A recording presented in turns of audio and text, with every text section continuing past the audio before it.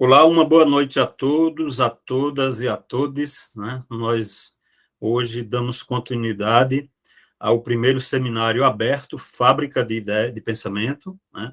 E nós temos hoje a honrosa presença do professor doutor Alberto Viva Flores, né? Que irá tratar, na sua fala, sobre a questão dos direitos humanos na América Latina. O título da sua palestra é Filosofia e História dos Direitos Humanos na América Latina. Seja muito bem-vindo, professor doutor Alberto Viva Flores, meu colega de trabalho, com quem eu tenho a honra de compartilhar muitas ideias, né? E é alguém que tem uma importância muito grande para o pensamento latino-americano, é mexicano, mas quase alagoano, já está há tanto tempo aqui dando aula na UFAL, né? Quase brasileiro, né? Seja muito bem-vindo. A fala, o chão está com o Senhor, como dizem os outros povos aí, né? Então, a fala é sua. Muito bem-vindo. Uma boa noite a todos. Boa noite a Filolab por ter me convidado a participar, não apenas neste momento, mas do projeto que significa a Fábrica de Pensamento. E, inicialmente, gostaria de dizer que nós vamos a falar de filosofia e direitos humanos na história da América Latina, e faço questão de me identificar como indígena de raízes dos povos originários, não de aqueles que estavam supostamente no Neolítico, que era 80% da população no século XVI, mas de aqueles que tinham iniciado propriamente o que em Europa se conhece como história, isto é, estariam considerados na época antiga, embora nada se parecesse a Grécia e Roma, por exemplo. Possivelmente na Suméria, onde se inicia a história, ou melhor dizendo, onde começa propriamente o processo de civilização, de sedentarização e da invenção da escrita. Critérios que significam início propriamente da história, desde um ponto de vista eurocêntrico. Mas gostaria também de dizer, de início, que senti falta da propaganda feita pela Filolab, no sentido daquela propaganda que fizeram para José Roberto, aquela propaganda que fizeram para Henrique Cajet, e aquela propaganda que fizeram para Francisco de Souza. Isso não apareceu na minha palestra. Por outra parte, entendo a falta de Henrique Cajet e o anúncio do professor Francisco Pereira de Souza dizendo que tem que se ausentar. Entendo aqui já um pouco da história dos povos originários da América, no sentido da discriminação e no sentido de estar propriamente realizados e excluídos, sobretudo quando esta fábrica de pensamento, neste momento, refere-se como concentração do projeto a pesquisa, observação, análise e conclusões dos direitos humanos. Eu não acredito que seja na Europa. Mas, professor Alberto, me dê um momentinho. Peço a Lúcia. Ela já fechou o seu som, né? Porque estava dando retorno, atrapalhando a sua fala, né? Pode continuar. Então, sobretudo, quando a concentração de este Filolab é exatamente o estudo, a observação, a pesquisa e as conclusões, porventura, que venham a aparecer nessa pesquisa dos direitos humanos, entendo, em América Latina e não em Europa, não em África, não em Ásia, não em qualquer outro continente, mas desde a América Latina. E assim sendo, claro que são gestos, são detalhes que, de certo modo, registram uma atitude que se tornou não de estado de excepção, como gostaria de falar Giorgio Agamben, e como se repete acriticamente por quase todos os professores na América Latina. Não, em nosso caso, desde faz mais de 500 anos, vivimos em um estado de excepção, sobretudo se nos referimos aos povos originários da América, aqueles que fundaram a raiz da cultura deste continente. E nesse sentido, então, fazendo esse registro, inicio esta pequena palestra, esta pequena conversa sobre filosofia, direitos humanos e história da América Latina. Claro que a gente deve dizer assim, de início, que desde faz mais de 500 anos, se a filosofia refere-se a pensar a realidade, levar a realidade a seu conceito e fazer a tomada de consciência desta realidade, com vistas a construir um saber sistematizado ou não, mas sobre a realidade para transformá-la, quero dizer que isto não aconteceu no continente americano e no que diz respeito à América Latina. Continuamos pensando que pensamos o que não pensamos, e quando pensamos que pensamos, estamos pensando a realidade europeia que esse pensamento traduz, e não a realidade na qual pensamos que pensamos que pensamos. E isto se repete desde faz 500 anos, ou seja, desde 12 de outubro de 1492, e para dizer para a cultura brasileira, para o povo brasileiro, desde 22 de abril de 1500. E nesse sentido, rigorosamente falando, como disse João Cruz Costa, professor brasileiro, em 1960, me recuso a falar de uma filosofia brasileira porque a considero inexistente. E me recuso a falar aqui de uma filosofia latino-americana que também considero inexistente. Como dizia, infelizmente para nossa consciência, Federico Hegel, que se repete 50.000 vezes em nossas aulas, apenas somos eco do velho mundo e reflexo de alheia vida. E tudo isto confirmado em Brasil, por exemplo, por Sérgio Buarque de Holanda, quando fala de que nos consideramos uns desterrados. Gostaríamos de ser alemães, ingleses ou franceses, mas, na verdade, não tomamos consciência de ser brasileiros ou de ser latino-americanos. Bom, isso pelo que diz em relação à filosofia. Pelo que diz em relação aos direitos humanos, e apenas estou destrinchando neste momento o título de minha exposição, eu quero dizer que todas as categorias que passam pela política ou pela filosofia política, pela sociologia, pela antropologia, pela história, pelo direito, não coincidem com a realidade que pretendem dizer em América Latina e desde América Latina. Por exemplo, quando se fala de direito, de Estado democrático de direito, eu gostaria de saber, por exemplo, o caso do Brasil, 300 anos de história, muito mais que os que a gente tem vivido depois da colonização ou depois da suposta descolonização. O que significa Estado democrático de direito? 300 anos de colonização.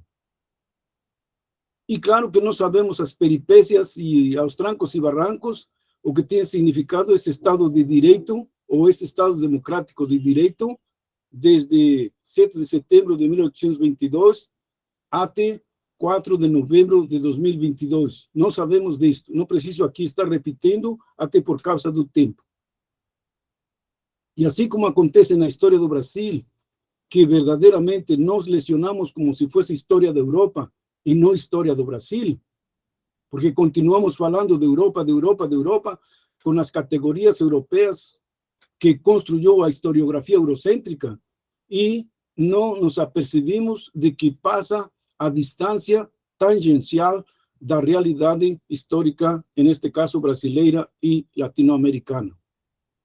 Então, o que se pode dizer dos direitos humanos? É isso que vou a destrinchar a seguir, depois de esclarecer o título de minha comunicação aqui.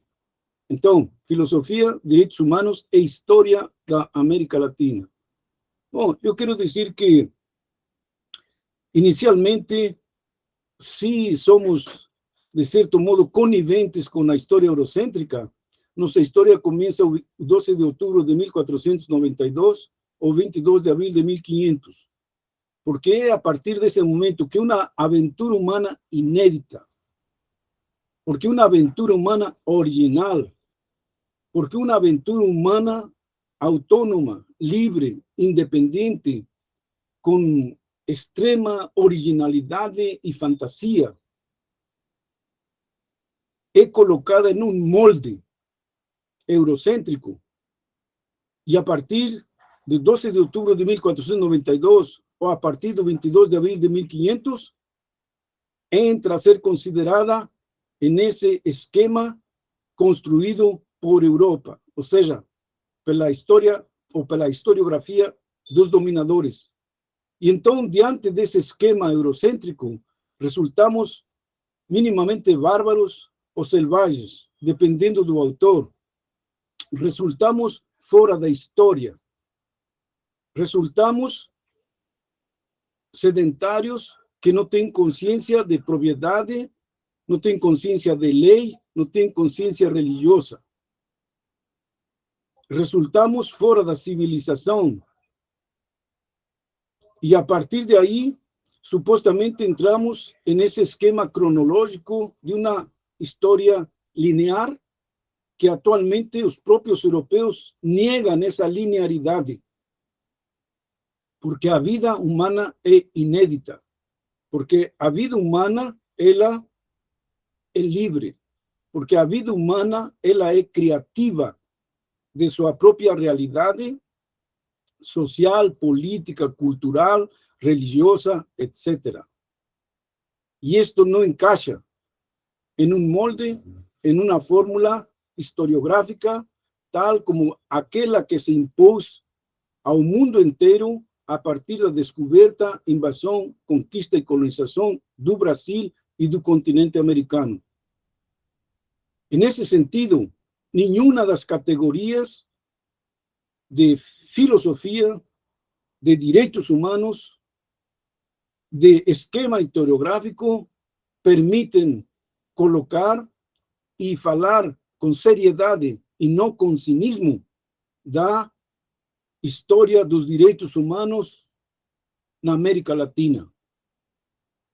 Porque deve-se dizer que, se pensar a realidade, ou se definimos o ser humano como um animal racional, como um animal pensante, e este pensar é, por essência, ou por definição, crítico, e não se precisa dizer que é um pensamento filosófico, quero dizer aqui, com as palavras daqueles que fizeram a história da filosofia no Brasil ou na história da filosofia na América Latina.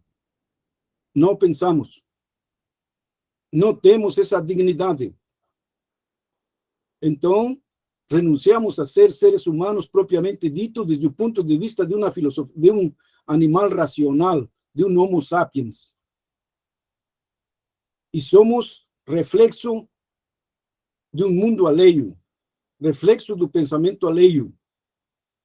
Então, a partir de esse esclarecimento de filosofia, direitos humanos e história na América Latina, pretendo então desenvolver agora um pouco o tema. Quando termine o tempo, professor Francisco, que você é o coordenador da mesa, por favor, me comunique. Bom, eu quero dizer o seguinte aqui, eu me fiz um esquema em 4 pontos. Primeiro, do Big Bang ao Homo sapiens. O segundo ponto, do Homo sapiens, ou fenômeno humano, a revolução na evolução.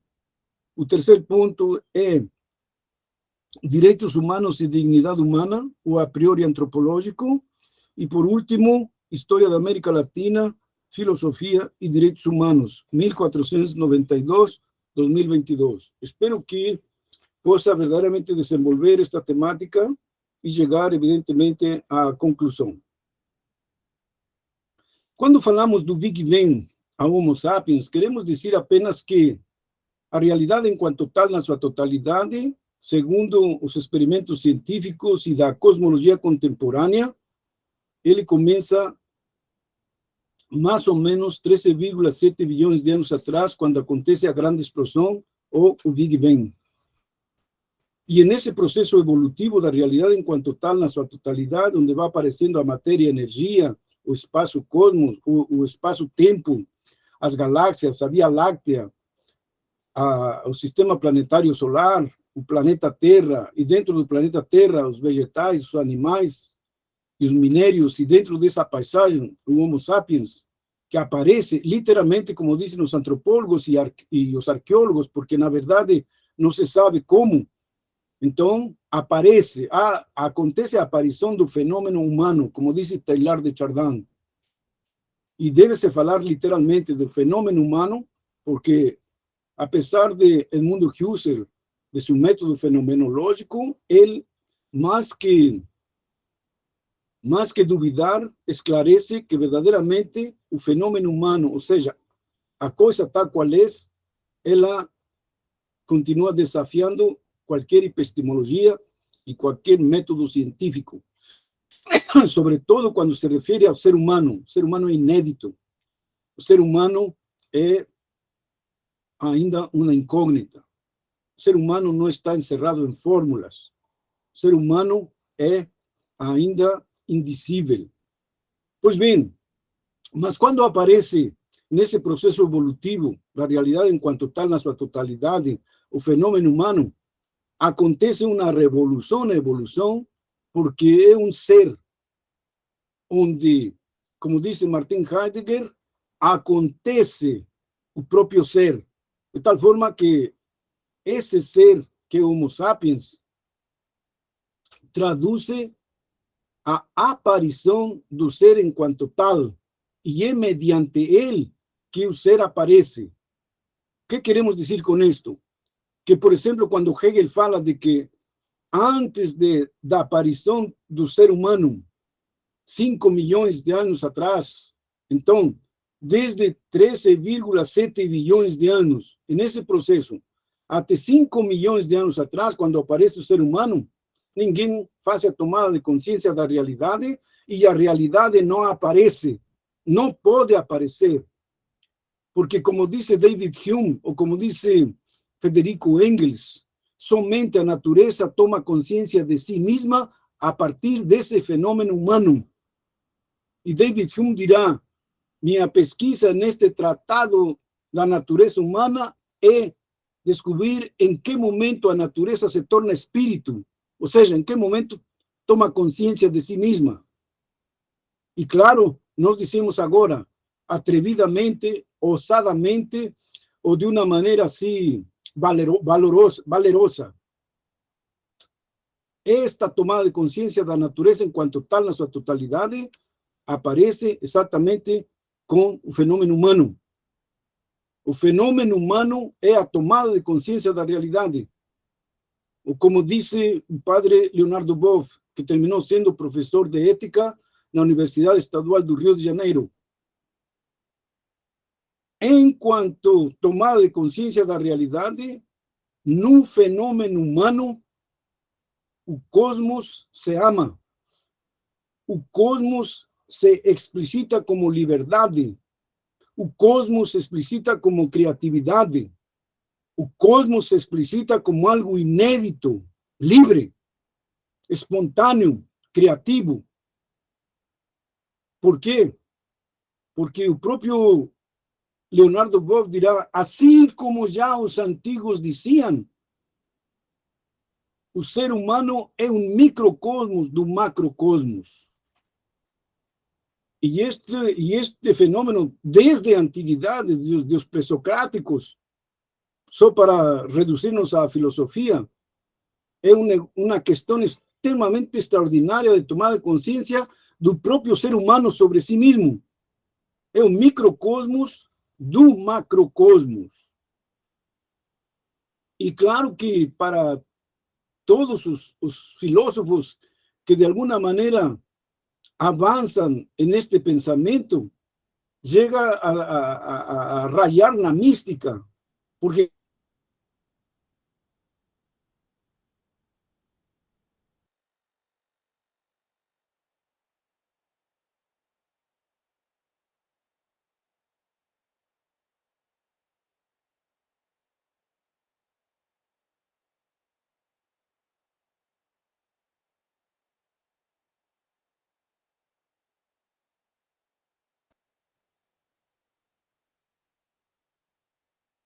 Professor Alberto, parece que tivemos um problemazinho de conexão, travou e ele saiu, deve retornar a qualquer momento, né?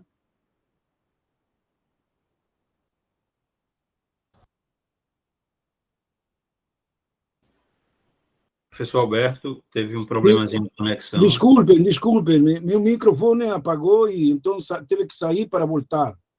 Então, esse microcosmos, que é o macrocosmos, resulta um escândalo para qualquer filósofo, qualquer pensador que verdadeiramente mergulhe nessa realidade do fenômeno humano, porque o fará terminar na mística, a mística que sempre recusou quando era garoto, quando era novo, quando era cheio de vigor e de energia, mas quando amadurecido, tipo assim, Ludwig Wittgenstein, que dizia que do que não se pode falar é melhor ficar calado, terminou na poesia.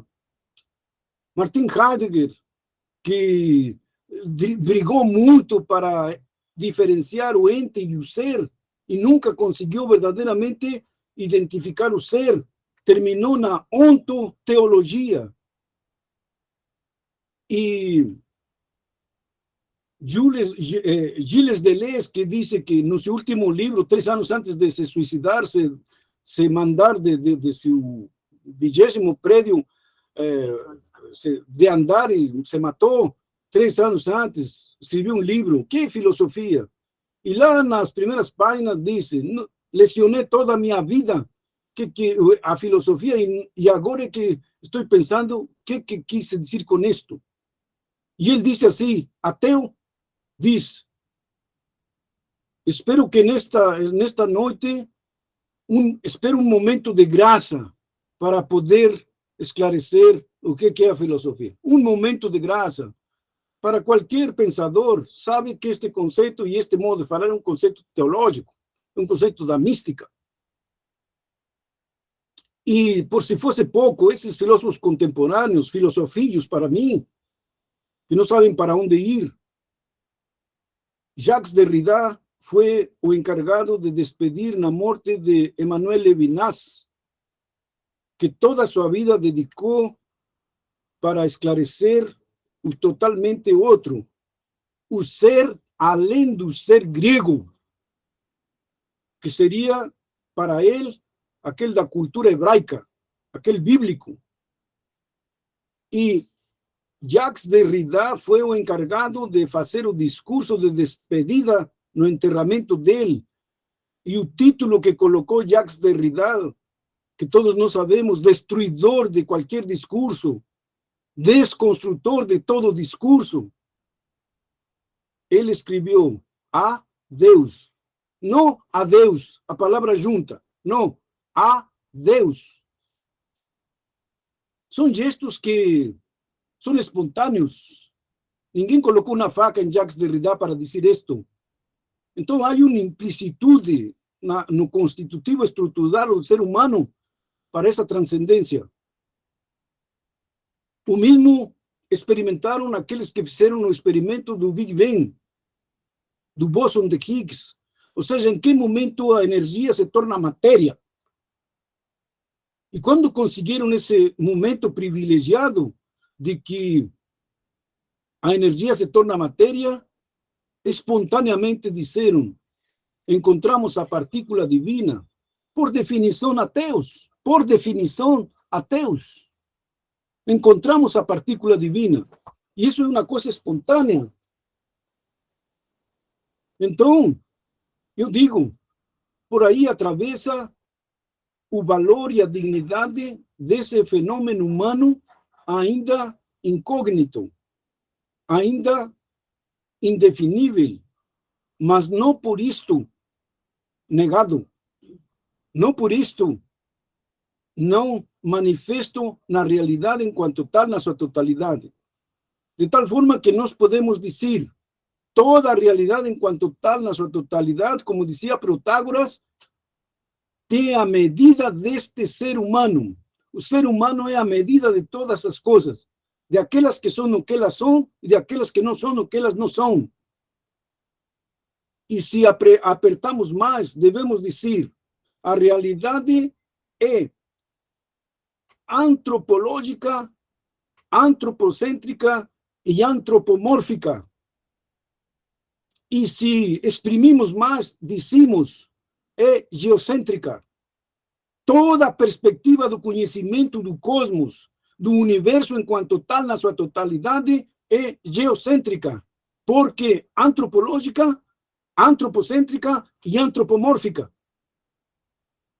E então, passando propriamente para a evolução, ponto 2, apenas dizer que este fenômeno humano não se confunde com o próprio processo da evolução da natureza. Não se confunde com a própria evolução da animalidade. Não se confunde com a própria evolução do minério. Os existencialistas criaram um conceito e categorias que tentaram dizer isto, possivelmente sem conseguir. E aqui me limito apenas também a essa tentativa da linguagem. Tentar sem conseguir, porque isto é inédito. Eles disseram apenas, esse animal racional, esse Homo sapiens, é diferente das coisas, dos objetos, da res extensa, como dizia Descartes. Por quê? Porque ele não está, nem é apenas, ele existe. E esta existência o torna uma imanência transcendente. Ou, se vocês quiserem, uma imanência transcendental. E aqui reside sua dignidade diante de qualquer outro ser da realidade enquanto tal, na sua totalidade. Claro que resta saber por quê. Resta saber por quê. E nós não vamos entrar agora nessa discussão. Mas o fato manifesto, evidente e real é que este animal racional, ou este animal que passou para a humanidade, ele se situa desde um ponto de vista da hierarquia do ser como o ente supremo. Certamente fundamentado no ser, que até agora não sabemos. E quando pensávamos que sabíamos, Martin Heidegger nos alertou. Tentar dizer o ser através da metafísica tradicional, clássica, é desviar-nos do caminho. O ser não se identifica com nenhum ente.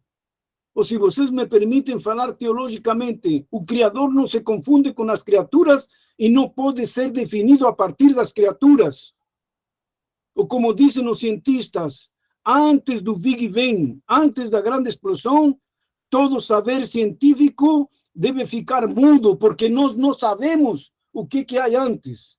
E nenhuma dos estudos das leis físicas que desenvolvem a cosmologia e a evolução da realidade enquanto tal, na sua totalidade, se aplicam ao momento anterior do Big Bang. É exatamente o mesmo. Dizer que verdadeiramente esse Homo sapiens é uma revolução na evolução e uma revolução da evolução. É algo distinto, diferente, qualitativamente. Claro que não se deve esquecer que a base, diríamos assim, a realidade, ela não se nega. Ela é natureza, ela é animal, ela é realidade, ela é ser, só que qualitativamente diferente. Como dizia Blaise Pascal, esse Homo sapiens é uma cana. E trago esta citação só para referendar Alagoas, cheio de canaviais. E por isso se pode entender, esse animal é uma cana, só que é uma cana pensante. Ou como disse Descartes, estamos cheios de res cogitans, quantidade e medida, alto, baixo, pesado, etc. Só que este Homo sapiens é uma res cogitans, ou seja, uma coisa que pensa. E então não podemos abandoná-lo apenas à imanência, como gostaria a filosofia contemporânea, que é ridícula. Dizer apenas que devemos ficar na base física, que devemos ficar na base material, que devemos ficar apenas na base corporal, que devemos ficar na base espacial, que devemos ficar na base do lugar. Não, há uma decolagem, há take-off da humanidade. E ninguém nega esta base, que é o corpo, que é a matéria, que é a energia, que é a natureza, que é a animalidade, que é o minério, que é o vegetal. Ninguém nega isto. Só que não se pode ficar aí preso. Ficar preso aí é desenvolver uma interpretação do fenômeno humano sobre si mesmo, capenga, unidimensional, absurda, porque ele se manifesta transcendente. É uma imanência transcendente. Ou, se vocês me permitem, transcendental. Sai de si mesmo.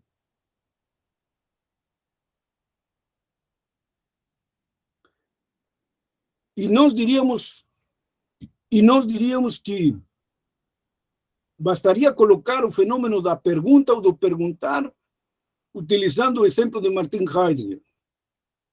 Martin Heidegger disse: a estrutura do perguntar em qualquer idioma, em qualquer gramática, se compõe de 4 momentos. Primeiro, quem pergunta?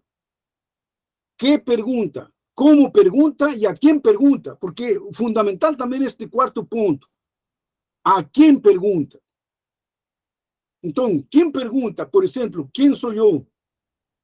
É o próprio ser humano, que se pergunta a si mesmo, caríssimos e caríssimas, a humanidade personificada em um indivíduo que, para todos os filósofos, literatos, escritores, etc., quando um indivíduo morre, morre a humanidade presente, testemunhal.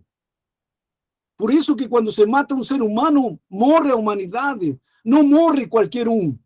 Não morre um indiferente.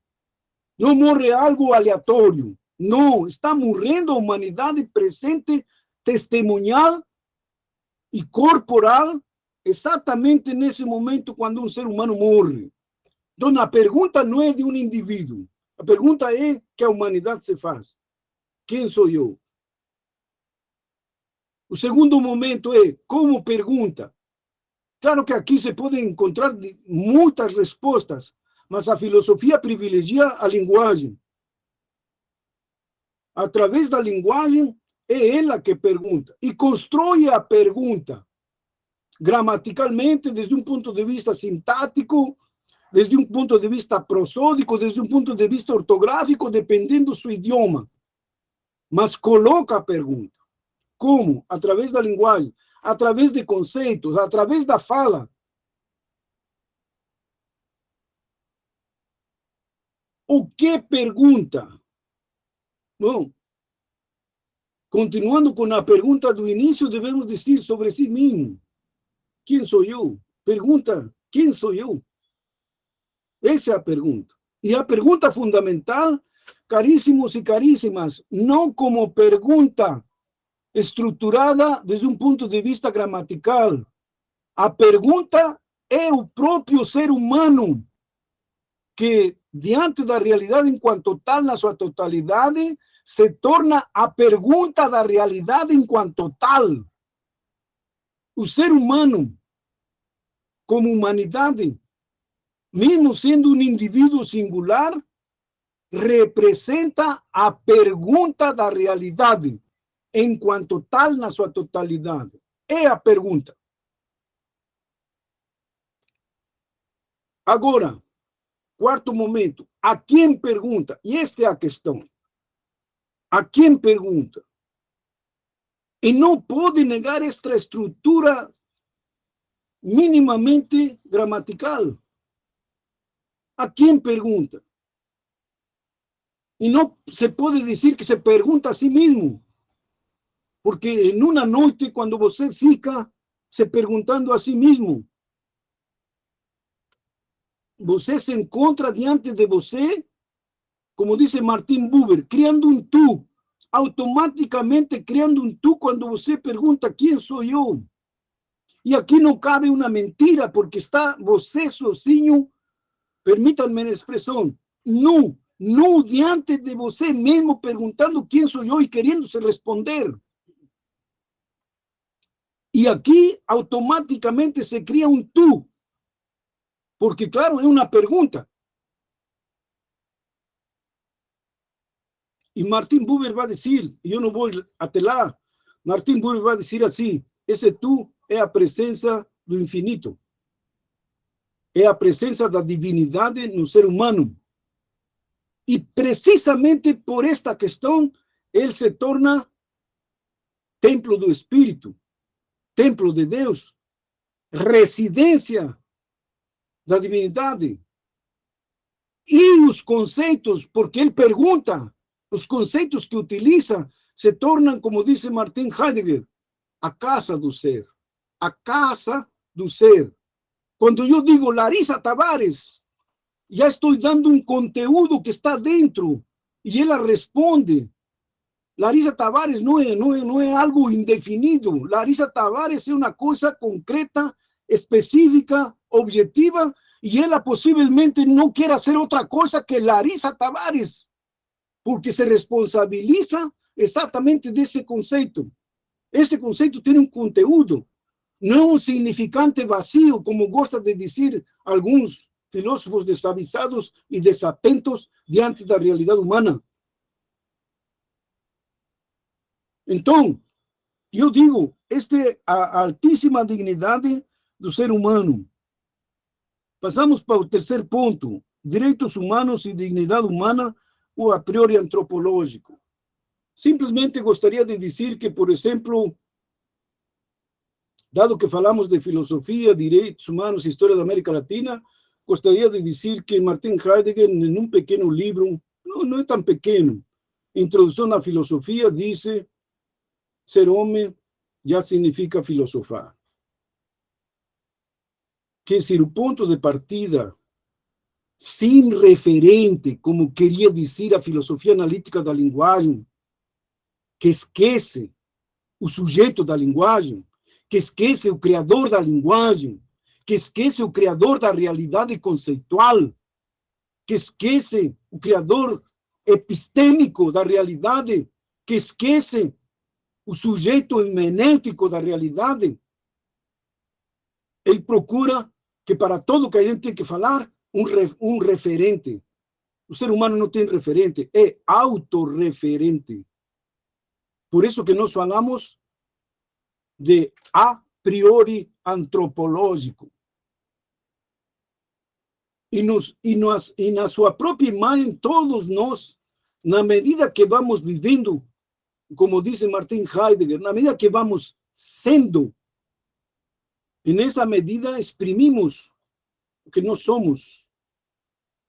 De tal forma que devemos dar um ponto positivo a Jean-Paul Sartre quando disse: a existência precede a essência. Sim, porque somente a existência dirá de nossa essência. Somente quando nós exprimimos e manifestamos o que somos, podemos falar do que nos constitui essencialmente. Ou como dice Hannah Arendt, y como dice Noam Chomsky, y como niega Michel Foucault, a condición humana. Hay una condición humana, como decía Santo Agustino, como decía Tomás de Aquino, como decía Benedito Spinoza, como reconocía Kant, como reconocía Marx, como reconoció Nietzsche, y como reconoce Jürgen Habermas, y como ninguém más reconoce. Hay una condición humana.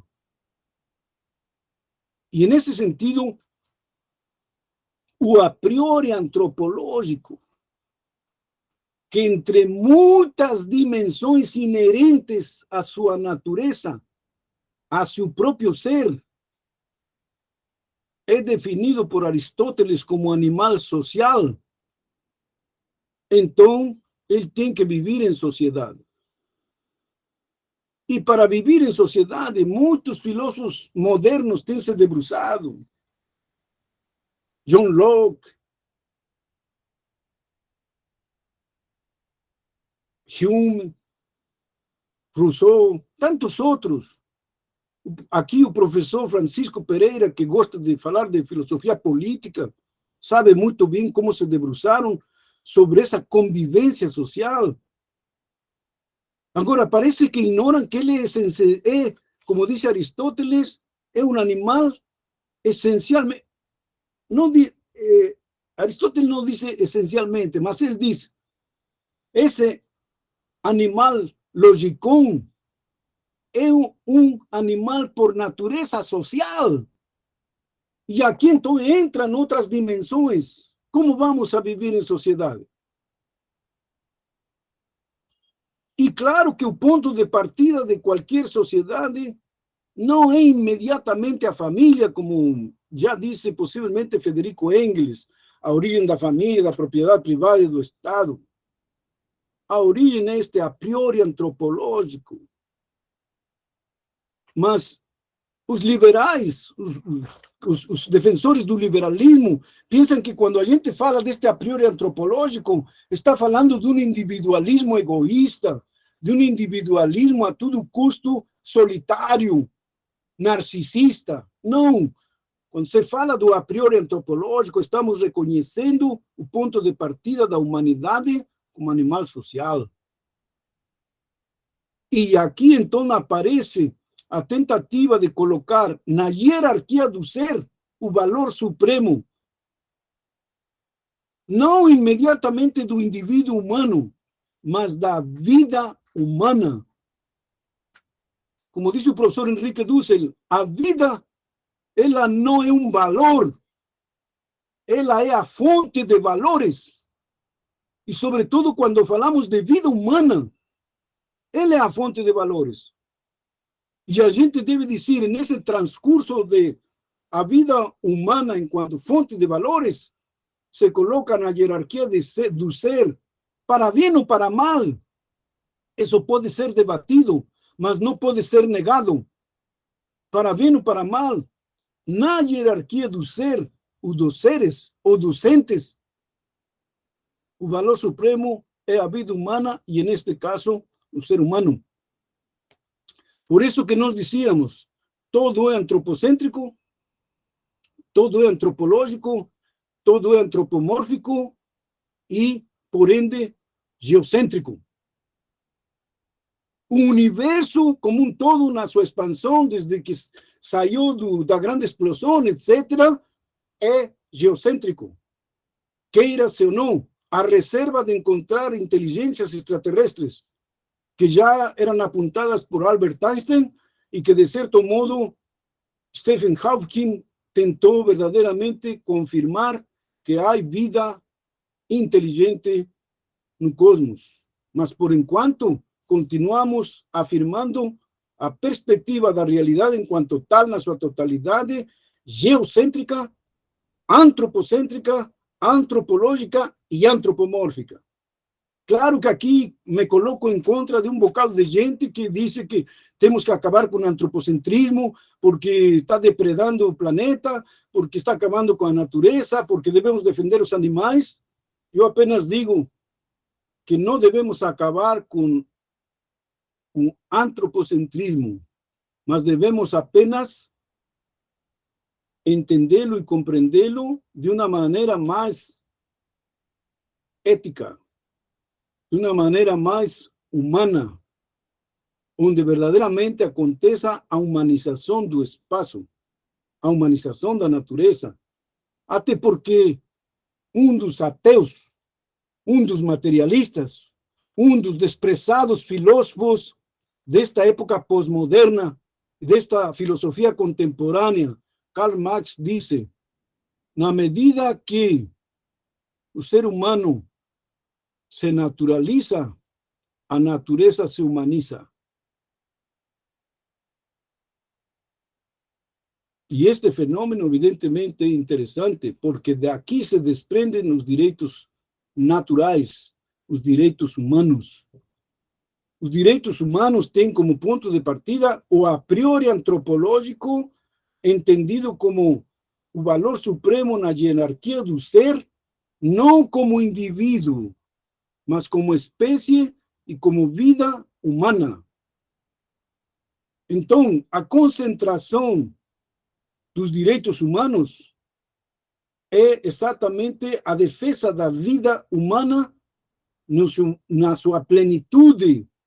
Só que esta vida humana tem múltiplas dimensões. Por quê? Porque esse animal humano é um animal religioso. Porque esse animal humano é um animal de cultura. Porque esse animal humano é um animal político. Porque esse animal humano tem que comer, então é um animal econômico. Porque esse animal sonha, é um animal utópico. Porque esse animal adoece e precisa de um médico. É um animal médico. E assim, infinitos animais que se sintetizam nessa unidade que somos cada um de nós. E que vamos criando direitos naturais porque pertencem à nossa natureza, desculpem a expressão, essencial que somos nós e que ainda é inédita. Dizia Axel Carrel, o ser humano, esse desconhecido, somos desconhecidos. Dizia o criador da antropologia filosófica, Max Scheler, em 1926. Atualmente, a humanidade não sabe o que é o ser humano, mas há uma coisa importante, sabe que não sabe. E claro, eu digo agora, isso obriga a continuar alerta, a continuar pendente, a continuar observando o desabrochar dessa realidade. E a antropologia, diríamos assim, até o século passado, cometeu o erro de dividir a transformação do ser humano em cultura e natureza. O giro ontológico que atualmente a antropologia está dizendo é que nós não temos bens propriamente culturais, só temos bens naturais, porque tudo é natureza, até nós. A robótica, a informática, a neurociência, a cibernética nos traduz a nós nesse processo evolutivo que continua provocando uma revolução da evolução e uma revolução na evolução. Agora, passando para o último ponto, como fica a história da América Latina desde 1492 até hoje? Claro, rapidamente, o professor Francisco já me deve estar quase cortando, mas vou brevemente a dizer, fica muito maltratada, fica muito proibida de ser até hoje. E o pior é que, como escreveu Etienne de la Boétie em 1556, aquele pequeno livro, A Servidão Voluntária. Nós aprendimos a ser servidão voluntariamente. Nós aprendimos a viver em servidão voluntariamente, vamos a dizer assim, no caso do Brasil, desde 7 de setembro de 1822, no caso de toda a América Latina, desde 1804, livres da colonização explícita, clássica, tradicional, com exércitos nos oprimindo e nos proibindo de ser nos mínimos direitos fundamentais da vida. E passamos a oprimir-nos a nós mesmos. Por quê? Porque se saímos do sistema colonial ou do sistema da colonização clássica, mas ficamos, como disse Albert Memmi, porta-retratos da colonização, ou como se diz, como Leopoldo Sea disse, saímos da colonização, mas ficamos com um caráter colonial dentro. E disse o filósofo Rolando Corbusier, filósofo brasileiro, o brasileiro está oco de si mesmo porque está ocupado pelo exterior. Muito obrigado. Ok, professor Alberto Viva Flores, muito obrigado pela brilhante palestra, né? Antes de passar a palavra aos colegas que estão aqui presentes, né? Após o início da sua fala, entraram outros colegas aqui, né? Inclusive alguns que já foram nossos alunos, né? O Iveson, e que hoje já está aí, acho que já é doutor, né, em educação, psicólogo também, e vários outros colegas que estão aqui presentes, a Lúcia Rocha, né, acho que foi nossa colega jornalista lá da UFAL, né, comandou lá o setor de imprensa, se não me engano, né, e várias outras pessoas aqui, além dos nossos alunos, né. Então, uma boa noite a todos, sejam todos bem-vindos. Eu passo já a palavra o professor Roberto, José Roberto também, que está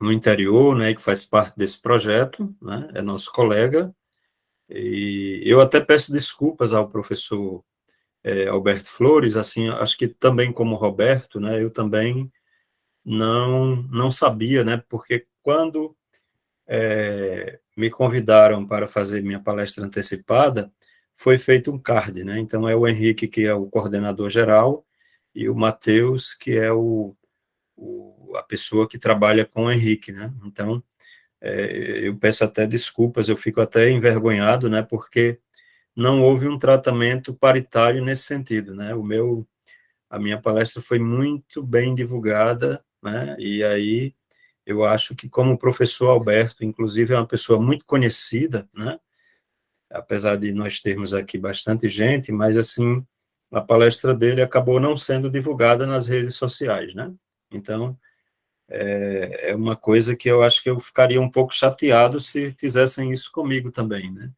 Então, veja, eu gostaria, antes de passar a palavra aos colegas, né, para fazer as suas intervenções, eu gostaria de, talvez, tocar em alguns pontos, né, assim, que seriam polêmicos, né, assim, da minha parte, né.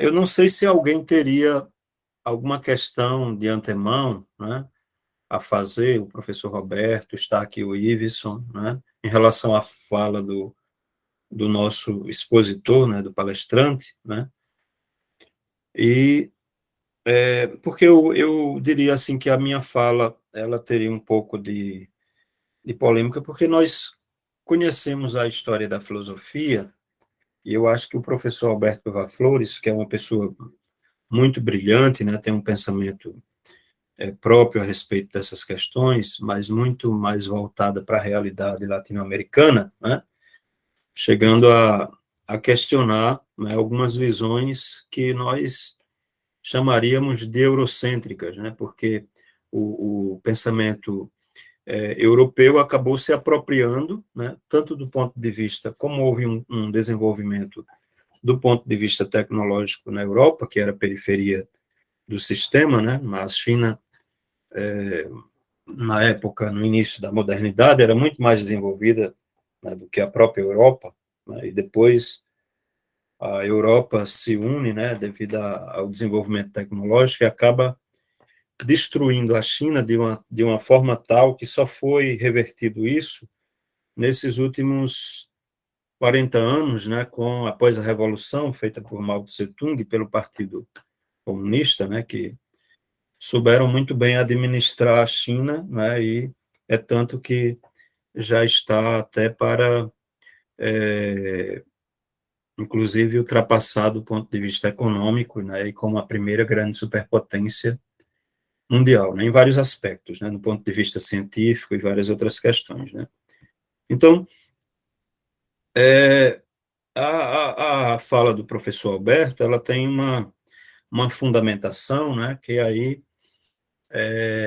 em relação à questão da América Latina e dos direitos humanos na América Latina, a gente já conhece, de certa forma, a forma como o professor Alberto Viva Flores, assim como seu colega, o professor, o filósofo Henrique Dussel, né, colocam, né, essa visão, né, de alteridade do europeu em relação a nós, né, que acabamos tendo, digamos assim, do ponto de vista histórico, um grande prejuízo em relação, inclusive, à nossa própria identidade, né, porque como o ser humano, né, na América Latina, que inclusive ele mesmo que se coloca como um descendente, né, no México, de uma cultura que era muito desenvolvida, né, eles já tinham construído pirâmides, né, uma série de desenvolvimento do ponto de vista científico com sua cultura própria e que foi destruída pelo homem branco que veio para cá, né, simplesmente interessado em riquezas, né, e acabou tratando essa cultura que é diferente, né, de uma forma opressora, subalterna, acabou destruindo, né, esse ser, né, na sua forma, na sua essência, né, aqui na América Latina, e é por isso que ele acaba colocando essa questão final, né, que nós próprios hoje nos oprimimos e que há uma espécie de servidão voluntária na América Latina. Agora, esse processo, ele é complicado, existe um prejuízo histórico aí de muitas décadas, né, e difícil de ser revertido, né? Agora, em relação a essa questão da fundamentação, né, da fala do professor Alberto Vaz Flores, né, eu me pergunto em relação a ele, essa forma de... e aí eu também venho de uma tradição que, digamos assim, a gente passou, digamos assim, por experiências parecidas, né? Além de filósofos, nós estudamos teologia, eu acabei estudando em colégios de padre, né? Antes de me ordenar sair, e assim tem toda uma certa influência teológica, e aí eu me pergunto em relação à visão, essa questão dessa fundamentação, né, do pensamento latino-americano, quando ele coloca a ideia de ser humano, né, assim como esse a priori antropológico, né, e aí eu acredito que e aí quando diz que concorda com Sartre, que a existência precede a essência, né? Nesse sentido, eu acredito que, assim, a primeira questão que eu colocaria em relação ao professor Alberto Viva Flores, porque vejo o seguinte, até hoje, né, com todo o desenvolvimento científico que nós temos, né, e principalmente em relação à observação dos astros, né, porque ele aí acaba colocando essa ideia de um antropocentrismo ainda, e e fala de geocentrismo, né, apesar também do heliocentrismo, esses conceitos, né, com essas descobertas feitas, por exemplo, pelo Hubble, né, pelo James Webb, né, que hoje nós vemos tantas infinitas galáxias, né, que existem no universo, e até a gente se pergunta, né, diante de tantas grandezas, né, que a gente pode perceber hoje, né, galáxias, buracos negros, né, planetas, estrelas, nebulosas, poeira e gás, né, energia, tudo isso que existe no universo, tantos objetos, tantas coisas, né, essa ideia de que nós ainda estaríamos, de uma forma ou de outra, eu acho que estaríamos mais ainda na periferia, muito mais, digamos, ainda humilhados do ponto de vista de um conhecimento como aquele bíblico, que colocaria o homem como senhor e centro do universo, como essas criaturas especiais, né? Tudo bem que nós temos uma estrutura, né? Assim, eu concordo, capazes de transcendermos, porque nós somos seres inteligentes, o hic et nunc, né? O aqui e agora. Temos toda uma herança de misticismo, apesar de sermos animais políticos, né? Apesar do ateísmo de alguns filósofos, cientistas e tal, e tudo mais, né? E essa coisa, mas veja, é justamente a linguagem humana aquilo que nos constitui e que dá sentido e significado à nossa existência. Será que essa coisa de acreditarmos, né, que nós somos animais especiais, e aí eu, da minha forma de compreender, eu acho que esse a priori antropológico só poderia ser enquanto um ser social, porque nós nascemos, né, sem consciência das coisas, e toda a nossa existência realmente ela é constituída devido a esse a priori, que seria essa eticidade, né, no sentido hegeliano, de Sittlichkeit mesmo, de que nós nos mergulhamos em toda uma cultura que já é preexistente e nós acabamos espelhando o mundo em que vivemos, né? Porque diante de tantas grandezas no universo, e a gente é até incapaz de provar, né, se o universo realmente ele é finito, né? E há tantas contradições dos próprios cientistas, e eu acho que uma delas é o Big Bang, né? Que de um pequeno ponto a uma está se alongando, né? As questões nos fazem pensar, né? A nossa própria herança cultural, né, dos textos sagrados, né? A questão bíblica, né? De que nós somos criaturas especiais, né?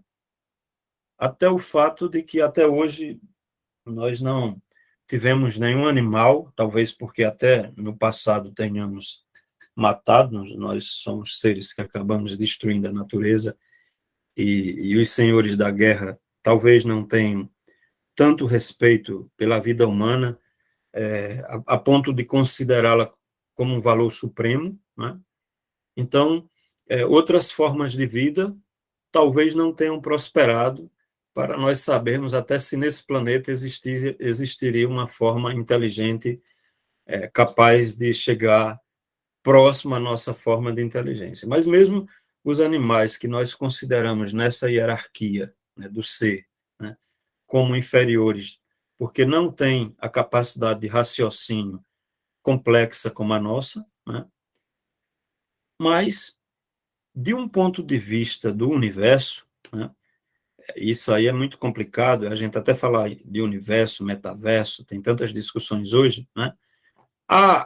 O nosso planeta e até o nosso Sol, que se nosso planeta caísse no nosso Sol, ele seria queimado, né? Se estivesse muito próximo, né?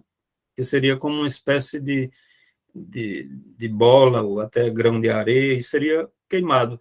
E no próprio universo existem sóis, né, que o nosso Sol comparado a ele seria também como um grão de areia, né? Então galáxias e galáxias são descobertas a cada dia por esses o James Webb é muito mais, é um telescópio muito mais desenvolvido que o Hubble, né?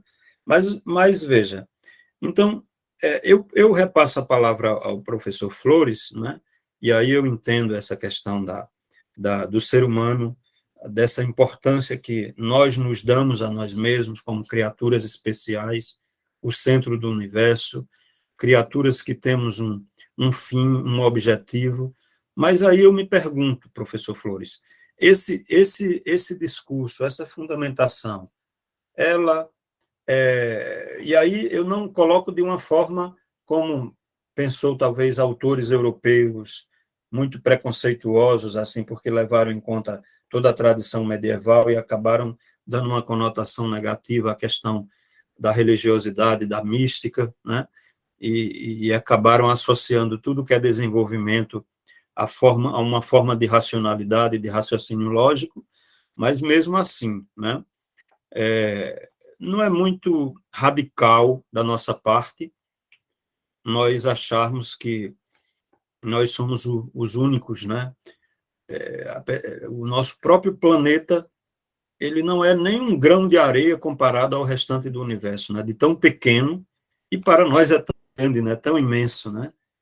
Então, e essa forma de pensarmos assim, ela não seria resultado da nossa própria incapacidade, também do ponto de vista tecnológico e científico, né? Porque nós estaríamos ainda muito atrasados para ter qualquer noção a esse respeito. Me perdoe a sinceridade na minha forma de argumentar, né? Foi muito, saiu de uma forma muito espontânea, né? E aí, depois da minha questão, se alguém também quiser se manifestar, pode levantar o braço aqui, né? Ou então colocar no chat, né? Que a gente pode ler, ou então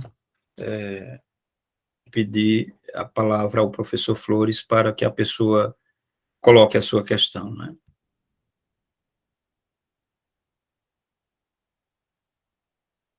Tem, inclusive, uma questão aqui do Danilo, depois eu vou ler, né? Deixa eu ver se tem outras pessoas.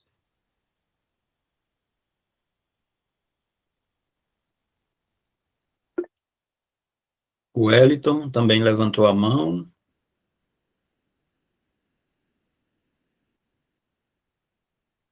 Um momentinho, viu, Wellington? Eu vou ver se o professor Flores... E depois tem uma questão aqui do Danilo, né? Danilo Calheiros. Eu vou, antes de passar a palavra a você, viu, Wellington, depois que o professor Flores... Professor Flores, o senhor prefere que nós façamos as questões em grupo e o senhor depois responde, ou o senhor prefere responder de uma em uma? Eu preferia responder uma a uma, A uma. individualmente. Ok. Bom, então, claro que são muitas perguntas ao redor de uma espécie de contradição de dizer que se nega o antropocentrismo e ao mesmo tempo se afirma, de que se nega o a priori antropológico, mas ao mesmo tempo se afirma, e então vou sair ao encontro assim de maneira praticamente rápida para permitir outras perguntas. E devo dizer assim que desde que apareceu a humanidade, seja na Europa, seja na América, seja em qualquer lugar do planeta, sempre, claro, o ponto de partida da realidade enquanto tal, na sua totalidade, foi o ser humano. Só para colocar o exemplo de Hegel, que falava de, tipo assim, se a gente agora sabe que o ponto de partida da realidade enquanto tal, na sua totalidade, é o Big Bang, que aconteceu 13,7 bilhões de anos atrás, até a aparição do fenômeno humano dentro desse processo evolutivo, calculado pela arqueologia em 5 milhões de anos atrás, muito recentemente. Então, como se pode denominar essa realidade anterior ao fenômeno humano? Agora, quando nós falamos de que a fundamentação é o ser humano, só aparece um antes e um depois, precisamente pelo ser humano utilizando as palavras de Hegel, Hegel dizia, antes propriamente do carimbo da racionalidade desse animal, podemos falar de realidade. Realidade exatamente é aquela realidade anterior à aparição do ser humano, do animal humano. E, a partir de ele, podemos falar de uma Wirklichkeit, ou seja, de uma realidade efetiva. Então, esta tentativa pode levar a qualquer desavisado a pensar que, então, a realidade anterior, desde o Big Bang, que dá precisamente a aparição ao fenômeno humano, então ela já é dita, vamos dizer, pela matéria, pela energia, pelas galáxias, pelo Sol, pelas estrelas. Não. Ela também aparece conceitualmente, epistemicamente, hermeneuticamente, somente com o fenômeno humano.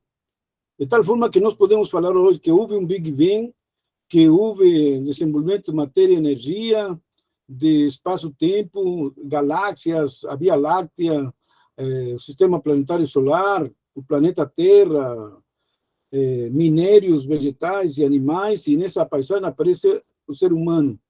E a partir daí, falamos do sistema planetário solar, com seus planetas, falamos das estrelas, e nos mandamos para o universo que calculamos infinito e em expansão. Não sabemos a figura dele. De tal forma que a gente podia dizer com Aristóteles, o ser só pode ser conhecido e se conhece nas suas determinações. As determinações do ser são cada ente. E desde esse ponto de vista, nós podemos falar apenas do ser enquanto tal na sua totalidade, mas não conhecemos a figura. Apenas apostamos que está em expansão, está em movimento. Bom, e tudo isso é antropocêntrico. E mesmo dizendo que se há inteligências estelares, somos nós que dizemos. E a hierarquia do ser, toda a hierarquia do ser, o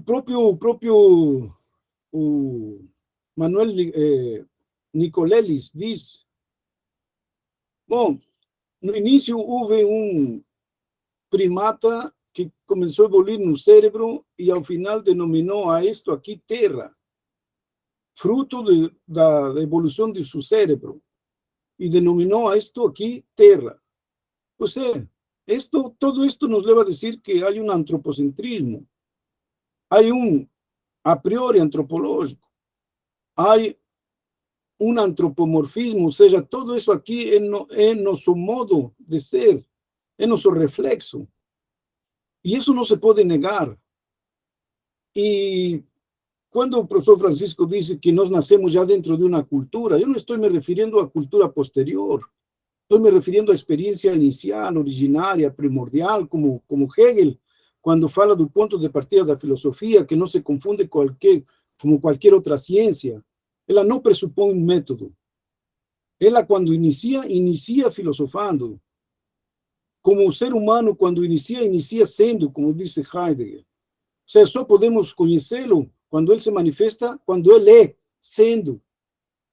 E, nesse sentido, quando falamos de Sartre, não é que nós desconheçamos, de certo modo, a essência, mas isso é, de certo modo, posterior a isto que nós estamos falando. Nós conhecemos como é o ser humano só sendo, só ele vivendo, só se manifestando.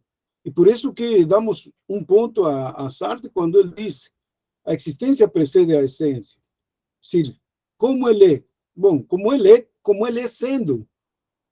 E sendo, nós reconhecemos fenomenologicamente como ele é essencialmente. E claro que, nesse sentido, damos um ponto a Sartre. E eu não considero que o cosmos, enquanto tal, nos mantenha humilhados pela sua grandeza, pela sua extensão, pela sua infinitude. Somos nós que dizemos que ele é infinito. Somos nós que dizemos de sua grandeza. Somos nós que o exprimimos desde um ponto de vista artístico, poético, enfim, pictórico. Somos nós. E nem sabemos se verdadeiramente ele é assim.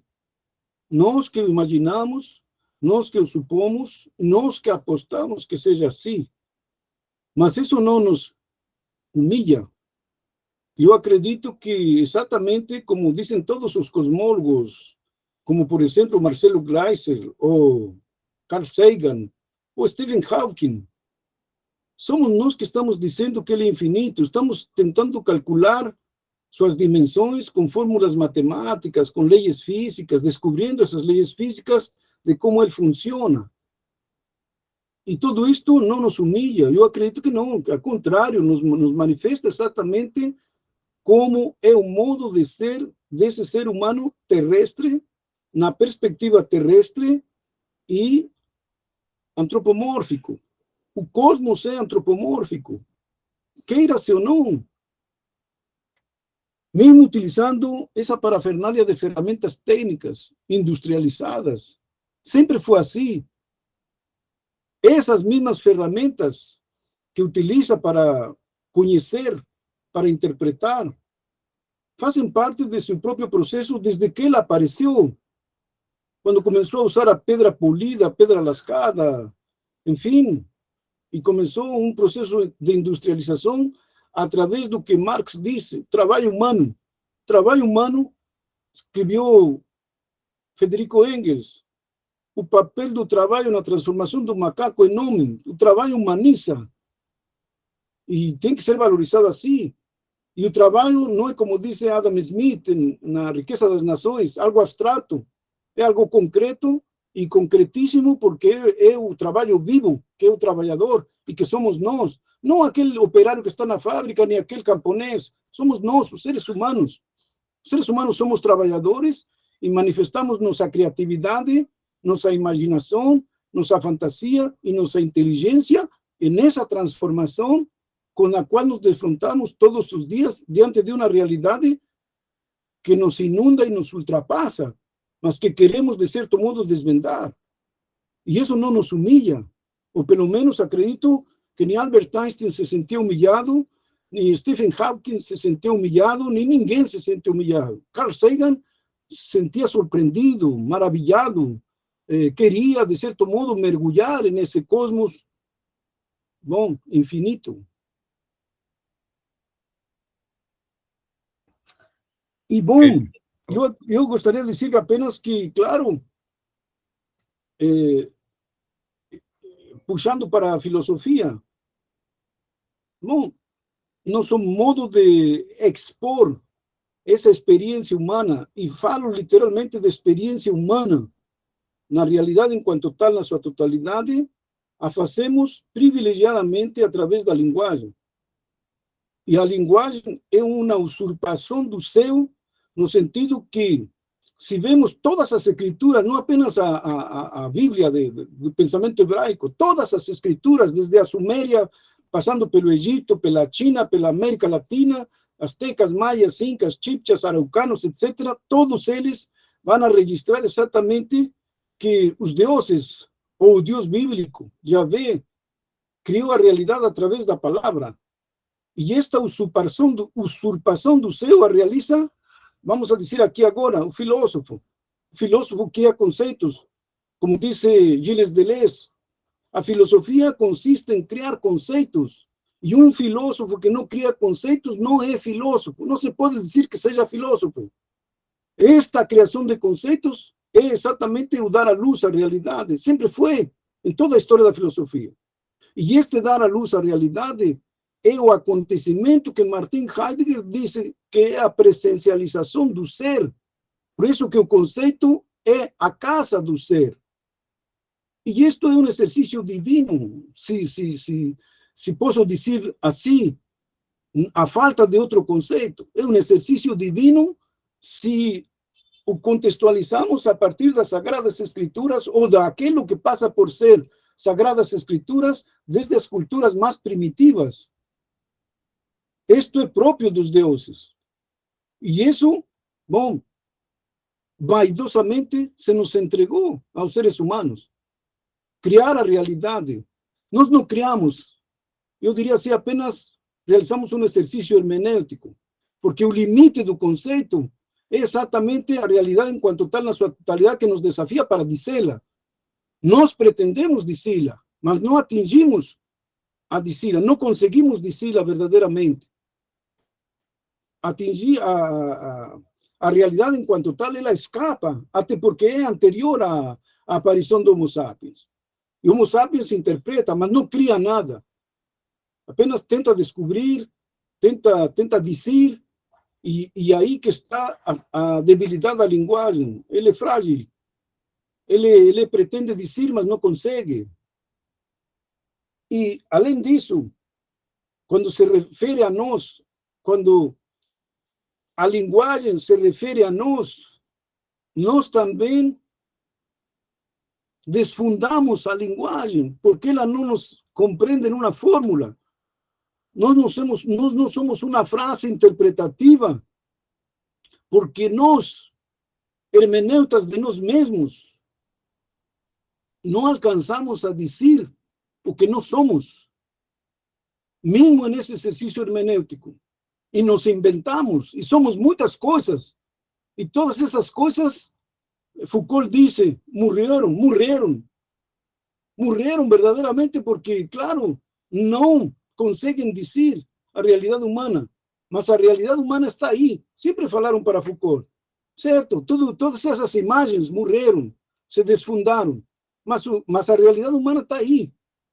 É você, que você não olha para seu próprio ser, você não olha para seu próprio ser. Como é que você escreve tanto e diz que o homem está morto e você não se olha para si mesmo?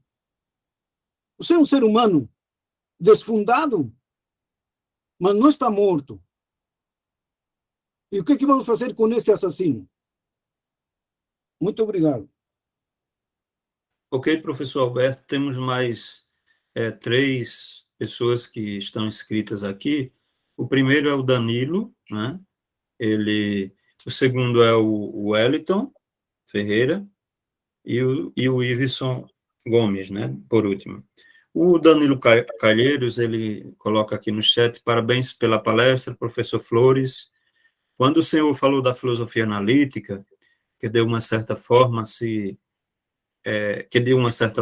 alia a uma visão cientificista de mundo, o senhor mencionou que esquecemos o sujeito epistêmico agente. Esquecemos e não encontramos também o rosto de Deus, o eu sou, um agente no mundo também, né? Mas assim como o ego humano não pode ser aferido pela ciência, Deus também não pode ser verado por ela. O senhor vê alguma possibilidade de melhoria do entendimento dos direitos humanos, caso esses conceitos fossem melhor explicados e incorporados? Obrigado, Danilo. E gostaria de ver tua cara aqui, mas eu não consigo ver tua cara, mas se puderes mostrar tua cara para ver o modo de te ver, não. Para ver tua cara, mas é um aluno muito querido e que, infelizmente, o colegiado de filosofia não admitiu como voluntário para lecionar filosofia, mas é uma pessoa extremamente valiosa na cultura, extremamente valiosa, na cultura lagoana, na cultura mundial. É um aluno que destacado e que, com toda certeza, se continuar galgando a academia, com toda certeza, se a Universidade Federal de Alagoas conseguir contratá-lo ou ele fazer um concurso para a Universidade de Alagoas, a Universidade de Alagoas vai ganhar extremamente um professor de gabarito. Bom, eu quero dizer assim rapidamente, Danilo, que já o professor José Roberto, em outro tempo, tentou dizer que toda a história da filosofia é uma briga com o que é o ser humano. E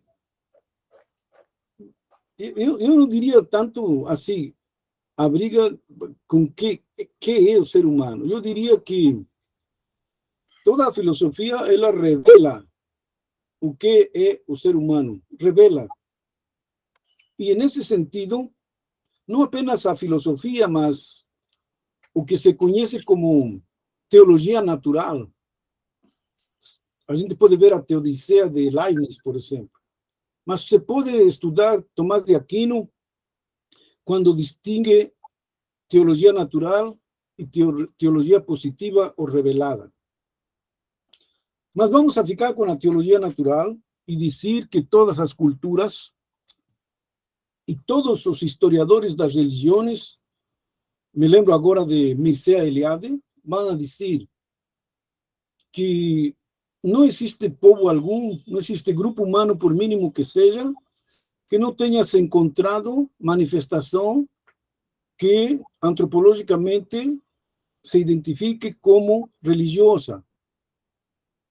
E nesse sentido, então, eu digo, desde o continente americano, desde os povos originários da América, desde suas cosmogonias, desde suas antropogonias e desde suas teogonias, que são muitas e belíssimas, digo, toda a humanidade quis fundar o valor da vida humana, e agora nós poderíamos dizer a dignidade humana, desde o valor mais alto conquistado pelo que poderíamos chamar cultura. E a expressão máxima da cultura, por mais que se negue, é a dimensão religiosa. E os filósofos contemporâneos dirão, Nietzsche vai brigar muito com o crucificado, e vai assinar como crucificado, e vai dizer que aquilo que 12 construíram, e vai mostrar que um só ia destruir, e como não conseguiu, então assinava seus últimos escritos como crucificado. E não quero repetir agora Wittgenstein, e não quero repetir Heidegger e outros, não quero repetir isto, mas todos eles vão registrar exatamente que o fundamento desse altíssimo valor dado ao ser humano, sua fundamentação é um conceito de divindade. Ele não pertence enquanto ser nem ao mundo no sentido de mundo humano, e não pertence rigorosamente à realidade enquanto tal. Ele é expulso da realidade enquanto tal, precisamente porque é um ser imanente transcendente. E este ser imanente transcendente, sem negar nenhuma das duas dimensões, está fundado na fundamentação da realidade enquanto tal, na sua totalidade, que é exatamente a divindade. Ou isso que ele decifra como Deus. E essa experiência única do ser humano se traduz como fundamentação de sua dignidade. De tal forma que, falando dos direitos humanos, a gente diria, desde um ponto de vista político, histórico, cultural e social, é ele que inventa. É ele que se coloca dentro da hierarquia do ser como supremo valor. Só que onde que se fundamenta essa hierarquia de ser o supremo valor? Evidentemente, na fundamentação, no fundamento da fundamentação dos direitos humanos. E esse fundamento, evidentemente, todas as culturas o remitem a essa cifra maior que todas as culturas identificam como Deus.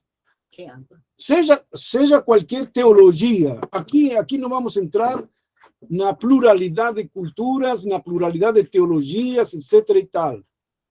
Porque todas elas, a gente poderia fazer até outro seminário, se unificam na experiência da divinidade decifrada de múltiplas formas.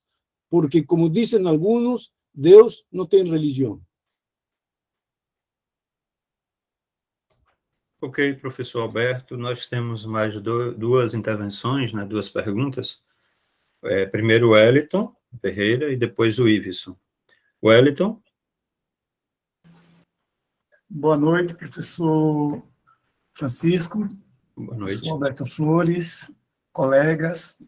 Queria Antes de mais nada, parabenizar o professor Roberto Flores pela fala, pelas considerações e reflexões. É meu professor também, né? Na quinta-feira. Professor, eu queria te perguntar o seguinte: você comentou sobre a ausência, né, da filosofia na América Latina e no Brasil, né, do entendimento de que aqui, quem são os filósofos brasileiros, quem são os filósofos latino-americanos. E o professor Antônio Trajano Menezes e o professor Oswaldo Porchat já muito criticam e essa falta, o academicismo, que de uma certa forma marca o ensino da filosofia nas universidades brasileiras. Levando, né, essa tradição que a gente tem, tá tão marcada, né, da influência francesa, de a gente fazer a filosofia, e o ensino de filosofia como uma história da filosofia, deixando muitas vezes o academicismo impedir que novos filósofos surjam, novas reflexões fora dessa coisa de fazer o comentário à história da filosofia. Claro que é uma maneira também de filosofar com a história da filosofia, mas não é a única. E aí eu te pergunto, pela tua fala, eu percebi muito essa questão de que você falou, sem criação de conceito não há filosofia, não há filosofar.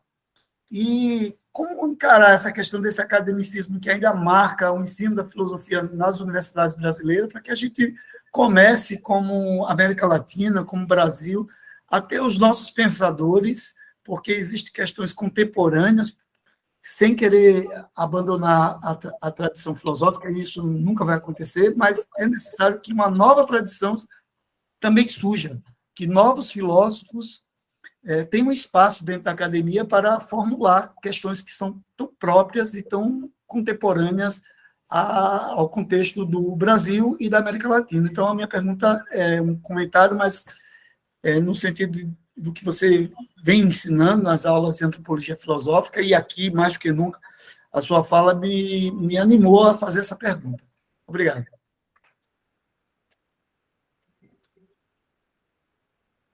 Ok, professor Alberto, passa a palavra ao senhor. Bom, Wellington, eu agradeço teu comentário e, ao mesmo tempo, tua pergunta, mas eu, de certo modo, não sou eu, e sou eu dando aulas, evidentemente, quando abordo algo assim como a carência de uma história da filosofia brasileira, e até 1960, João Cruz Costa dirá, me recuso, é ele que diz, me recuso a falar de uma filosofia brasileira que a considero inexistente, em 1960. Depois tem muita gente que disse mais ou menos isto.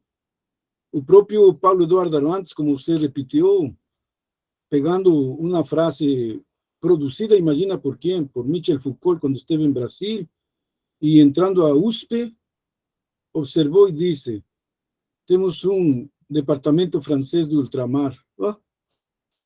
E então a pesquisa que faz Paulo Eduardo Arantes, desde 1934, quando se funda a USP, até 1960, procurando saber o que se produz, e levando em consideração que a USP é a mestra do que se diz filosoficamente em Brasil. Todo mundo repete o que diz a USP, repete, comenta, lê o que diz a USP. E ele fez essa pesquisa e exatamente colocou no título do relatório final, dizendo a filosofia uspiana, um departamento francês de ultramar. Isso foi publicado em 1994. Mas para não ir para mais adiante, em 2006, o Roberto Machado, que passou pela Universidade Federal de Alagoas, todo mundo sabe, quem esteve por aqui ainda sabe, ele vai dizer assim, o brasileiro recusou-se a pensar filosoficamente. Dá excelentes aulas, possivelmente produz extraordinários comentários. Agora, inclusive, ultimamente, se animaram a traduzir. Agora, não filosofa. O que faz é ensinar história da filosofia. E eu te digo, Wellington, e péssima história da filosofia, porque quando você vai a ver o professor de História da Filosofia Moderna, está dando Maquiavel todo o semestre. E não é Maquiavel a filosofia moderna. E assim sucessivamente. Você vai ver filosofia contemporânea, só Habermas, todo o semestre. Você vai ver a história da filosofia antiga, e então é lá Sêneca, o Heráclito, todo o semestre. É uma pobreza intelectual. E, pelo que diz em relação à filosofia, como digo, não sou eu que diz. Eu fiz uma pesquisa para dar aulas que, inclusive, neste próximo projeto pedagógico do curso, eliminaram a disciplina História da Filosofia no Brasil. Se você vai, por exemplo, à USP, ou se você vai a Minas Gerais, ou se você vai ao Rio de Janeiro, ou se você vai ao Rio Grande do Sul, está lá a disciplina. Saindo do Brasil, você vai para a Argentina, está lá, História da Filosofia na Argentina. Vai para o México, História da Filosofia mexicana. Vai para o Paraguai, Uruguai, vai para Caracas, a Venezuela. Todos eles têm. Aqui desapareceu por vontade do colegiado que fez o projeto pedagógico do curso em 2019. E atualmente desapareceu essa disciplina.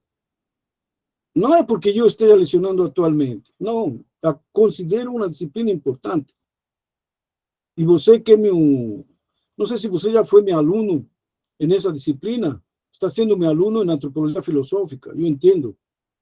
Ainda não é, ainda não foi, nem vai ser mais nessa disciplina.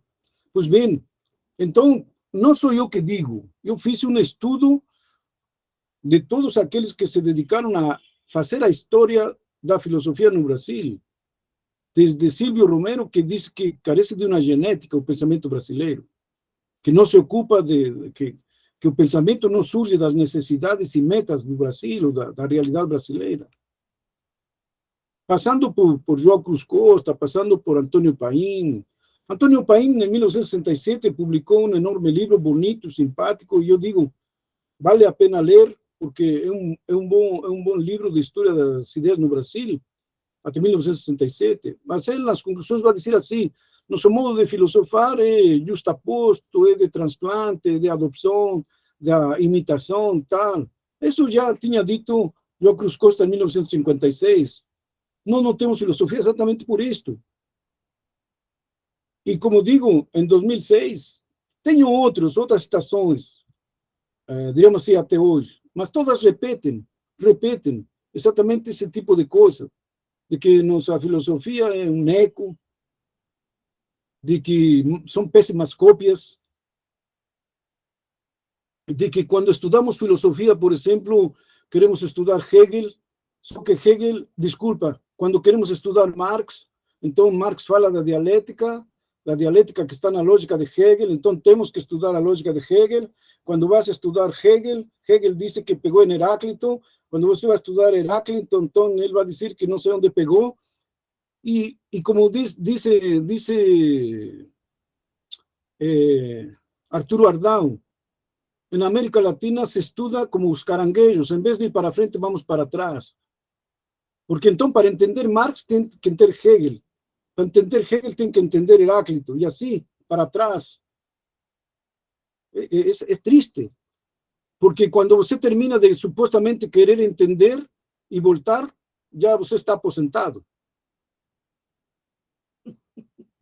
E o que você fez? Pensar nada. Pensar que pensava o que não pensava. E sobretudo, pensar a Europa, não a realidade sua, que está aí desafiando, filosoficamente falando.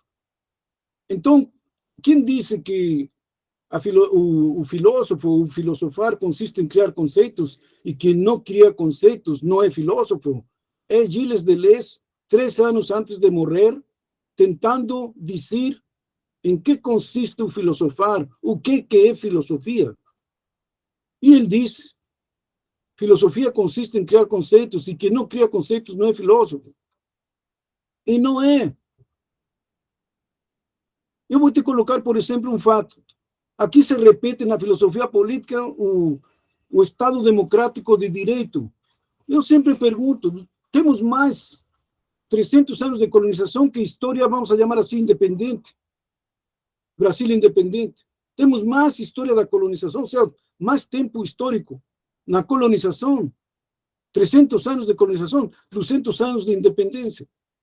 E o que significa? Ninguém pensa o que significa o Estado democrático de direito nesses 300 anos de colonização, em um modo de produção escravocrata, em um processo de genocídio dos indígenas que não termina até hoje,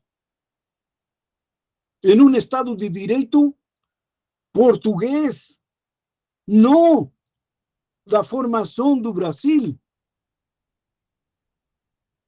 Estes vivem em um suposto Estado de direito que os proíbe ser, que os proíbe tratar como seres humanos, que os proíbe tratar como sujeitos de direito. Então vamos falar de Locke, de Hume, de Rousseau, de Habermas, de reconhecimento de Axel Honneth. Que reconhecimento? Um reconhecimento, por exemplo, em América Latina desde o século XVI, o reconhecimento era segundo os critérios europeus, ou seja, aqueles que estavam matando. Então, para você ser considerado ser humano, precisava entrar no quadro, na fórmula dos critérios europeus, e aí era reconhecido. Mas isto não passa por Axel Honneth. E não quero que passe, e nem Axel Honneth se responsabiliza disso. Ele não tem nada a ver conosco. Agora, nós temos que ver, porque nós temos uma história e uma biografia que nos faz. E é essa que nos faz. E nós passamos, diríamos assim, como um discurso retórico, que não pega a realidade, que não diz a realidade. E esta é uma tragédia em América Latina, não apenas em Brasil, em América Latina é uma tragédia. Por exemplo, só para fechar aqui, não quero abundar em debate aqui, porque daria outro encontro. Quando se fala do presidente que perdeu as eleições agora, quando foi a procurar o fascismo, foi a estudar Hitler, Mussolini. Você imagina que isso tem alguma coisa a ver com o presidente que perdeu as eleições? É ridículo. Que realidade nós temos exatamente semelhante à Itália, semelhante à Europa, anterior à Segunda Guerra Mundial ou à Primeira Guerra Mundial? É extremamente ridículo isso. Mas se for a procurar o que significa fascismo, o que significa totalitarismo, para trazer e então, como uma camisa de força, tentar identificar o fenômeno brasileiro até as eleições. É ridículo. E aqui paro. Desculpa, Wellington. Ok, professor Alberto. Temos agora a intervenção do Iveson Gomes. Passa a palavra a ele, Iveson. Iveson? Oi, me ouvem? Sim, boa noite, Iveson. Oi, boa noite, professores, boa noite a todos. Eu fico muito feliz de estar aqui participando desse momento, um convite maravilhoso, e agradeço pela lembrança, Francisco, inicial da minha primeira graduação, que é em psicologia, segunda filosofia. Fico muito feliz de estar aqui nesse momento, e ao professor Flores em especial, e tenho um carinho, enfim, enorme por ele, né? É o nosso representante do Estica, digamos assim, de uma forma como um todo, né? Na verdade, eu fiz algumas modificações, eu vou ser bem sintético, entendeu? Até porque acho que o tempo está ultrapassando, até as 9 horas, né? Com relação ao que você falou, professor Vivar Flores, né? Com relação, obviamente, à grande sacada bíblica, quando se diz em João 1:1, que no princípio era o verbo, né? E isso me remete muito, por exemplo, à construção, à origem das línguas, de uma forma geral, desde a língua adâmica, vamos dizer assim, que de uma certa forma é uma língua originária, primitiva, que foi destruída por uma torre de Babel, e os linguistas, obviamente, questionam isso, até passar, digamos assim, a uma cosmovisão das palavras, digamos assim, e dos sentidos gregos, né, aos medievos e aos filósofos analíticos, de uma forma geral, por exemplo, como Wittgenstein, com as argumentações, como eu posso dizer, as argumentações complexas e atômicas, né? Nesse sentido, e partindo desse teor da linguagem estabelecida, eu me reporto muito, por exemplo, também à sua última fala, com relação a esse momento em que, de uma certa forma, o mundo está vivendo, um momento, digamos assim, de algumas transformações, de algumas situações caóticas e críticas, vide Brasil, né? E muito me remeteu, por exemplo, ao livro no qual trata sobre o homem que brinca, homem ludens, né? Principalmente, eu penso que é no 5º capítulo, onde ele trata sobre o jogo e a guerra. E, de acordo com as suas colocações, alvissaeiras com relação à humanidade, ao homem, né, ao antropos, digamos assim, eu pergunto, não seria o homem ainda um ser, aí eu trago a psicologia lembrada pelo professor Francisco, agradecido por isso, ainda pendente de um mal-estar não resolvido com relação a uma possibilidade de que, como fala, por exemplo, do próprio livro Homo Ludens, né, de que talvez a batalha seja um destino inerente ao homem e um sucedâneo disso seja infindável. É possível, a segunda pergunta, ser humano na humanidade da batalha? Eu agradeço, professores. Obrigado, Ibson. Seria o seguinte, Ibson. Não é o Homo Ludens deste Huizinga, é isso? Ao qual você está se referindo, o livro? Esse livro, professor, esse livro aqui, na verdade, eu estou lendo ele, por Não sinal, sei, existe o nome aí, o autor. É uma coincidência agradável. O autor, rapaz, me diz o autor. Só um instante. Johann Huizinga. Isso, Huizinga, isso que estou dizendo. É Huizinga. Então, Huizinga, lá naquele capítulo sobre o jogo da guerra, a guerra como jogo, verdadeiramente ele estuda, de certo modo, o lúdico do início das culturas primitivas, exatamente guerreando, por exemplo, para conseguir mulheres, guerreando, por exemplo, para conseguir prisioneiros, possivelmente para exercer o canibalismo, enfim, é exatamente um jogo da guerra. Agora, quando você transporta isto para, diríamos assim, o ser humano como uma batalha inerente da vida humana permanente, então, claro que haveria que dizer duas coisas. E vamos dizer assim, há humanidade na guerra? Bom, eu acho que devemos dizer minimamente duas coisas que não são suposições. São coisas empiricamente que se veem e que se observam ao longo da história. Primeiro, que o ser humano é uma natureza, é um animal, é um ser vivo entre os seres vivos que precisa viver. E para viver, tem que entrar na luta pela sobrevivência. Isso desde que ele apareceu, antes de criar ferramentas, antes de criar um mundo humano, precisamente este processo de criação de um mundo humano com cultura, com valores, com ética, com moralidade, se debruçou na briga com as onças, com os leões, com os cocodrilos, com as serpentes para sobreviver. E como disse Marx, neste momento, antes de qualquer coisa, antes de qualquer mentalidade, antes de qualquer eticidade, o ser humano se identifica com aquilo que ele come. O primeiro ato histórico é manter-se vivo. E a partir deste manter-se vivo é que se pode começar a criar ou a ver as ideias, a mentalidade, enfim, não antes. E nesse sentido, eu digo que, bom, por incrível que pareça e por cruel que possa parecer, até hoje estamos sobrevivendo.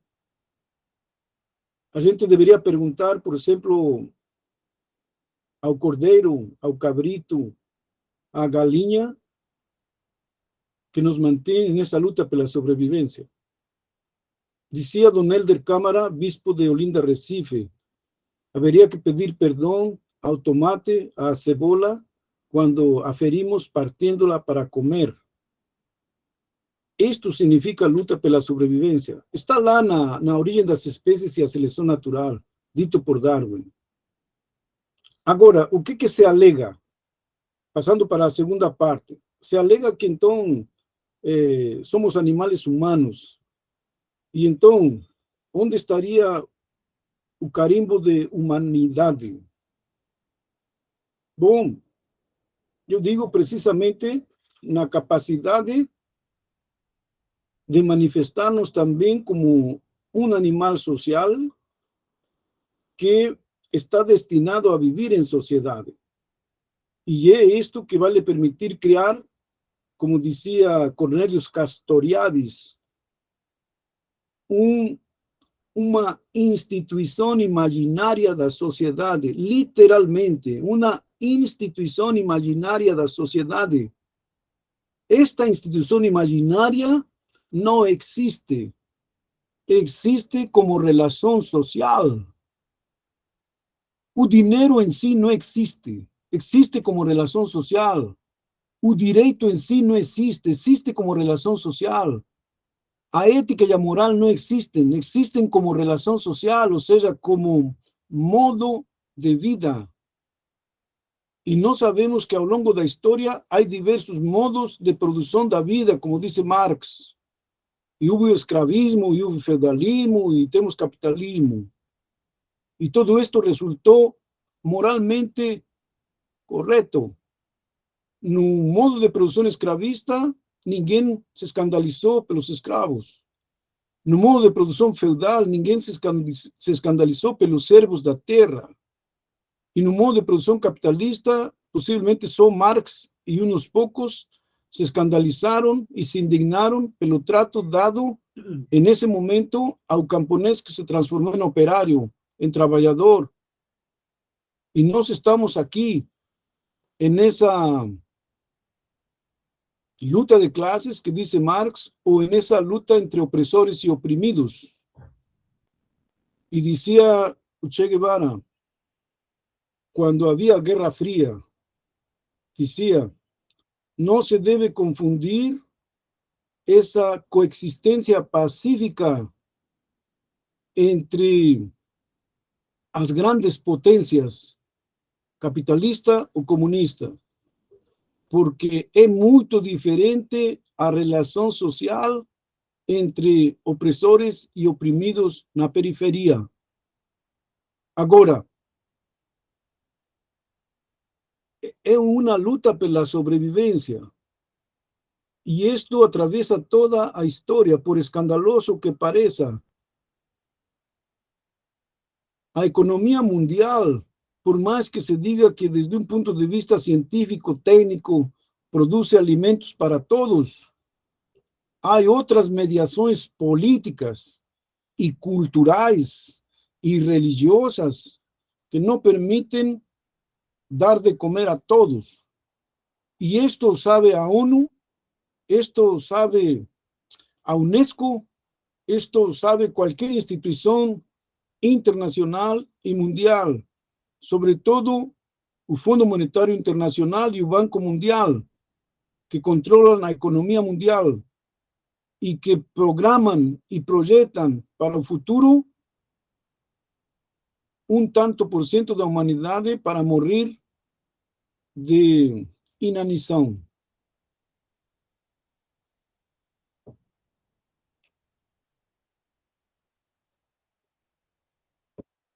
Ok, professor Alberto. Com essa última intervenção, nós concluímos, na noite de hoje, o projeto Filolab, né, que teve como palestrante o professor Dr. Alberto Viva Flores, e na próxima semana nós teremos aqui a presença do professor José Roberto da Silva, que é do professor do campus do Sertão. Uma boa noite a todos e a todas. Até na próxima semana. Professor Alberto, muito obrigado. Boa noite. Boa noite.